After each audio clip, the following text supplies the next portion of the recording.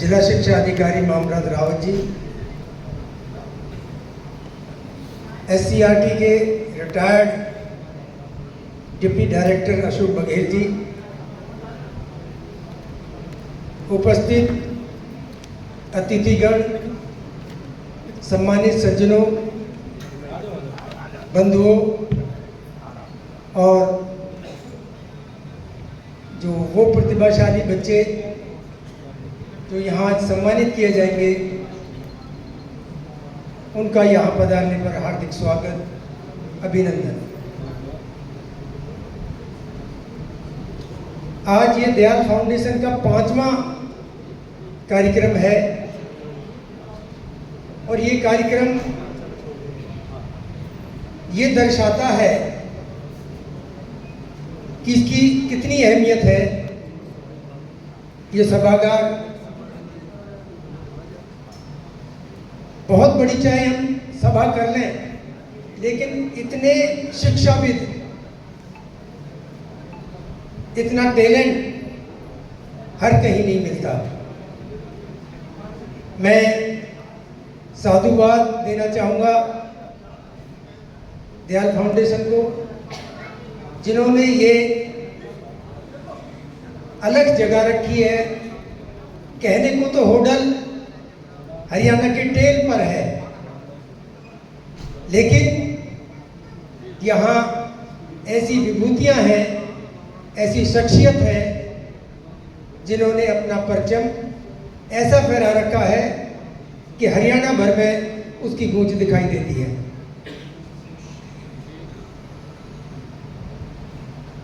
हर क्षेत्र में, जैसा कि अभी यहाँ बताया गया गतिविधियों के बारे में, हर क्षेत्र की गतिविधियों के बारे में, यानी एक बच्चे के सर्वांगीण विकास के लिए जो जो चाहिए होता है वो चीज़ें दयाल फाउंडेशन उपलब्ध कराता है। और उसकी जो कार्यकारिणी के जो सदस्य हैं उनका यहाँ अभी परिचय हुआ। अपने अपने क्षेत्र में समर्पित कार्यकर्ता होने के साथ साथ एक विशिष्ट पहचान वो अपनी रखते हैं। इस क्षेत्र के लिए गौरव की बात है। बारिश का समय चल रहा है, लेकिन बारिश नहीं हो रही है।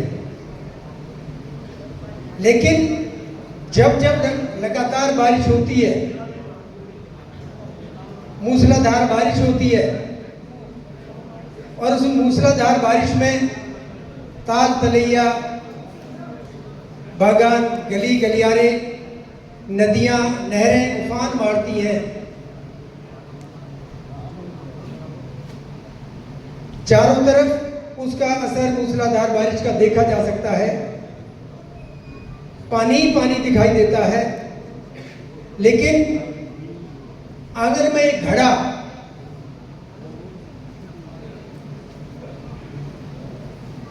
वो खाली दिखाई देता है।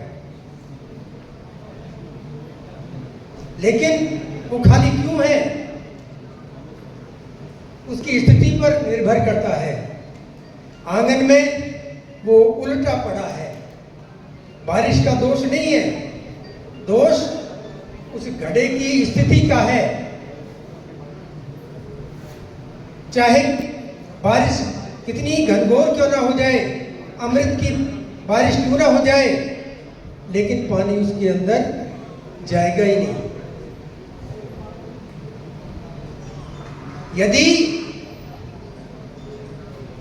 उसकी स्थिति घड़े की उचित होती तो पानी बारिश का लबालब उसको भी भर देता। ठीक वही स्थिति हमारे मनुष्य की भी है। हमारे चारों तरफ ज्ञान और समृद्धि का, विकास का निरंतर वो बारिश हो रही होती है। हमारे चहुं ओर ज्ञान की गंगा बहती रहती है, लेकिन हम उसे कितना ग्रहण कर पाते हैं उस बात पर निर्भर करता है, उस स्थिति पर निर्भर करता है, परिस्थिति पर निर्भर करता है। वो कहते हैं कि घोड़े को तालाब में तो ले जा सकते हैं, लेकिन पानी जब वो चाहेगा तभी पिएगा। तो निरंतर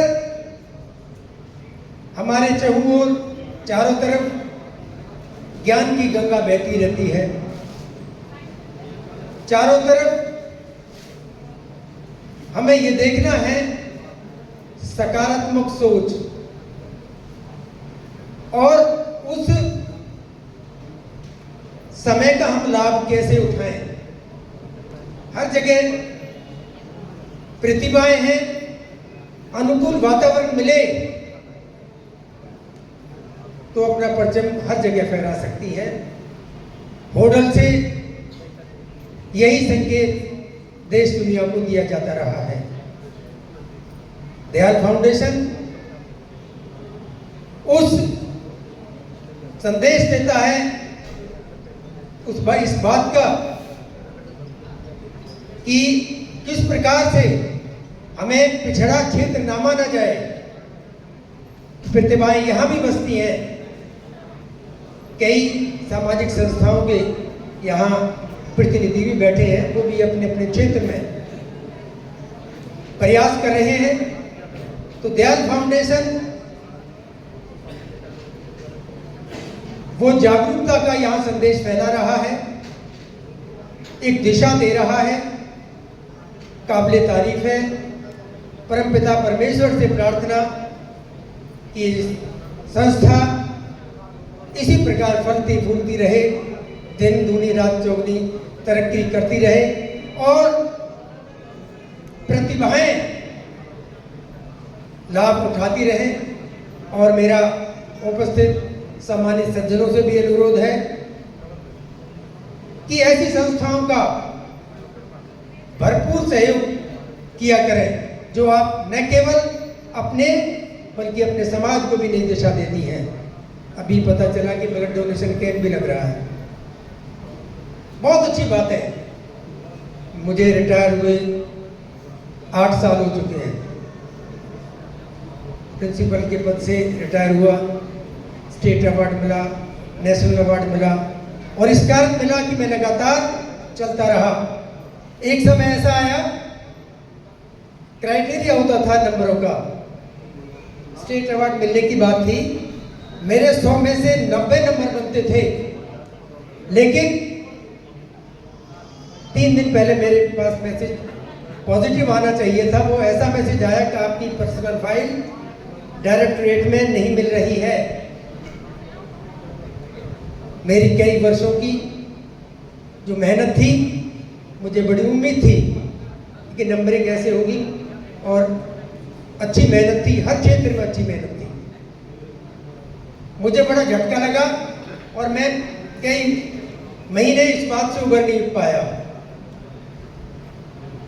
सौभाग्य से उस समय के प्रिंसिपल जीवित थे, मैंने एसीआर तैयार करवाई, और एसीआर तैयार करवाने के बाद फिर दोबारा मेहनत से लगा,